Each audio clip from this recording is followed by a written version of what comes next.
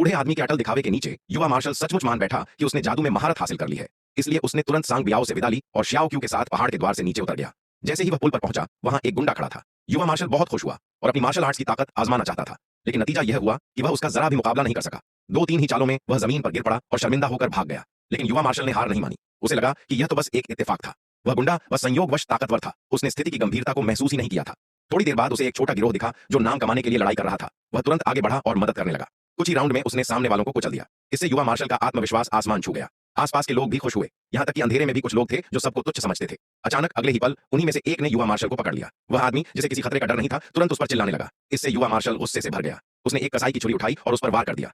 दर्द से तड़पता हुआ युवा मार्शल शर्मिंदा होकर भाग गया। अब वह पूरी तरह से भ्रम से बाहर आ चुका था। उसे उम्मीद नहीं थी कि सांग जिंगजिया ने जो सिखाया था वह तो बस 3 पांयों वाली बिल्ली जैसा अधूरा कुंग फू था। सौभाग्य से अगले ही पल मंदिर में एक गार्ड आया। उसने अभी अभी जो कुछ युवा मार्शल ने किया था वह सब देखा।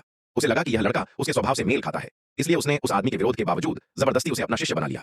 युवा मार्शल विरोध नहीं कर सका तो उसने मजबूरी में स्वीकार कर लिया। सौभाग्य से बाई गुरु असली मार्शल आर्ट्स मास्टर था। उसने उसे विशेष प्रशिक्षण देना शुरू किया।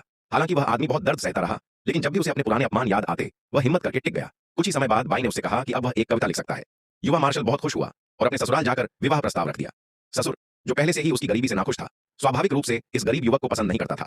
युवा मार्शल के पास कोई चारा नहीं था, तो उसने अपनी क्षमता दिखाने की ठानी। ससुर के विरोध के बावजूद उसने शियाओ मेई को साथ लेकर भागकर शादी करने का निर्णय लिया। बाद में उसने एक युवा बॉक्सिंग जिम खोला। बाजार में प्रतियोगिता की कमी के कारण शियाओ मेई के साथ उसका जीवन बहुत सुखद बीतने लगा। लेकिन कुछ दिनों बाद सांप के आकार का मूर्तिकार सांग कुन दरवाजे पर आ पहुंचा। एक पुरुष होने के नाते युवा मार्शल यह अपमान बर्दाश्त नहीं कर सका, इसलिए वह बाहरी इलाके में जाकर लड़ाई करने लगा। परंतु आश्चर्य की बात यह थी कि सांग कुन की मार्शल आर्ट्स उतनी अच्छी नहीं थी, इसलिए उसने अपने साथियों को बुला लिया और मिलकर हमला कर दिया। युवा मार्शल ने जल्दी ही जैन लाई को हरा दिया। इस हार ने उसे मार्शल आर्ट्स पर ही संदेह करने पर मजबूर कर दिया। सौभाग्य से इसी बीच गेगे दाशान को एक प्राचीन नुस्खा मिला। 5 जहर 8 खजाना चावल। इससे शियाओ मेई पागल हो गई और उसने वह चावल युवक को खिला दिए, जिससे उसकी ताकत कई गुना बढ़ गई।